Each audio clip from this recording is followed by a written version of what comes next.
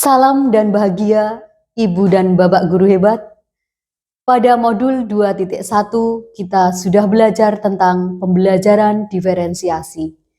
Pembelajaran diferensiasi yaitu suatu pendekatan pembelajaran yang mana memperhatikan kebutuhan murid.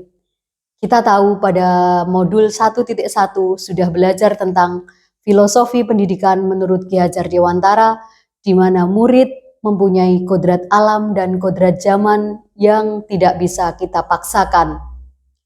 Dalam pembelajaran diferensiasi, kita harus menggali informasi tentang bakat, minat, dan kemampuan awal peserta didik serta gaya belajarnya. Pada tahap awal, kita harus mencari tahu bagaimana karakter peserta didik kita, bagaimana kemampuan awal peserta didik kita baik secara akademis maupun non-akademis. Di sekolah saya sudah melaksanakan tes diagnostik non-kognitif pada awal pembelajaran di mana dilakukan oleh bagian BK. Bagian BK ini nanti memberikan informasi kepada semua guru tentang gaya belajar anak-anak, sehingga Bapak Ibu guru bisa menerapkan pembelajaran sesuai dengan gaya belajar mereka. Di mana pembelajaran diferensiasi ada 3 strategi, yaitu diferensiasi proses, diferensiasi produk, dan diferensiasi konten. Guru bisa menerapkan berbagai model pembelajaran untuk melaksanakan pembelajaran diferensiasi. Dari gaya belajar anak-anak yang terdiri dari gaya audio, gaya visual, dan kinestetis. Dari semua gaya belajar ini, Bapak Ibu guru memberikan atau memfasilitasi mereka untuk belajar menurut kemampuan, bakat, dan gaya belajarnya. Dalam pembelajaran diferensiasi, bagi gaya belajar audio, mereka akan lebih mudah memahami materi dengan mendengarkan. Kemudian untuk gaya belajar yang audio, visual, mereka mendengarkan dan melihat. Ada juga yang kinestetis, sehingga murid-murid yang seperti itu, mereka lebih cenderung cepat memahami apabila mereka melakukan sesuatu.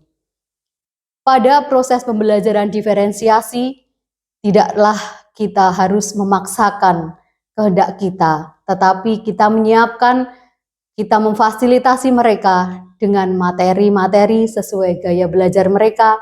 Yang penting tujuan pembelajaran tetap tercapai. Selain tes diagnostik non-kognitif, guru juga melakukan tes diagnostik kognitif awal. Ini dilakukan oleh setiap guru mata pelajaran untuk mengetahui seberapa kemampuan awal mereka tentang suatu pokok bahasan yang akan dipelajari.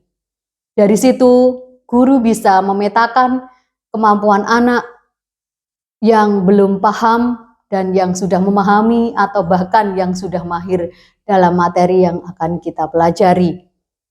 Biasanya guru menggunakan kolaborasi kelas, mengelompokkan dari persamaan gaya belajar, mereka nanti berkolaborasi di dalam kelompok sehingga mereka bisa berdiskusi dan bisa bereksplorasi diri melalui media yang mereka kuasai, bisa melalui link YouTube atau materi yang disediakan oleh guru atau melalui buku bacaan sesuai gaya belajar mereka.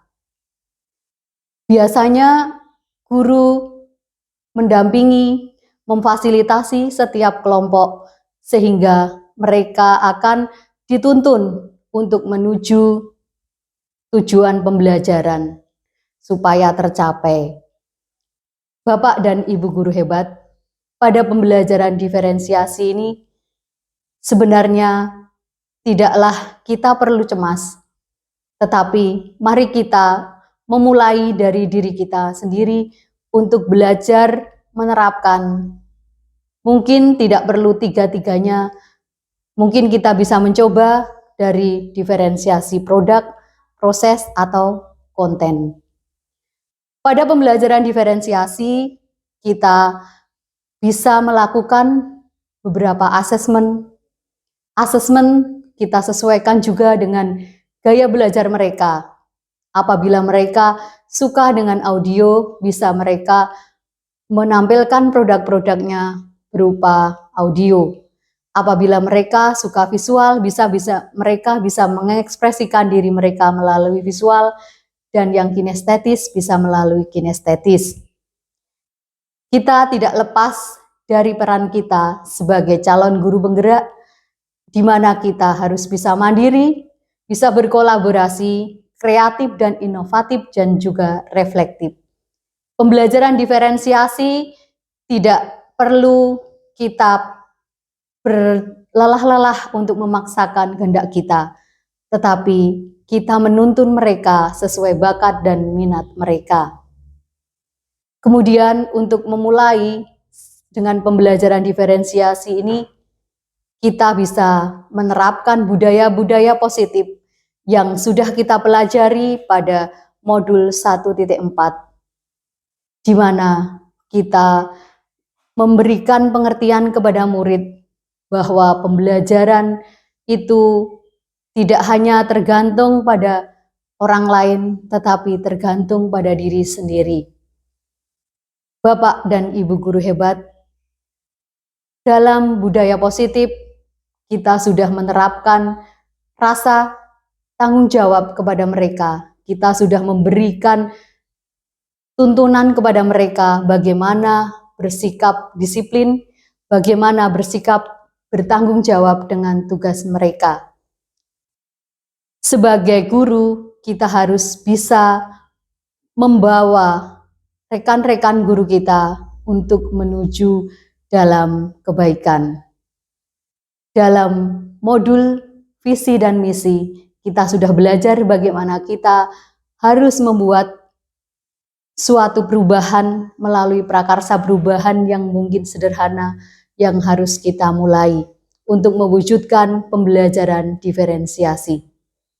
Dengan pembelajaran diferensiasi ini diharapkan siswa akan lebih kreatif, mampu meningkatkan inovasi-inovasi baru, dan juga mampu meningkatkan keterampilan murid-murid kita dan tujuan pembelajaran setiap mata pelajaran bisa tercapai.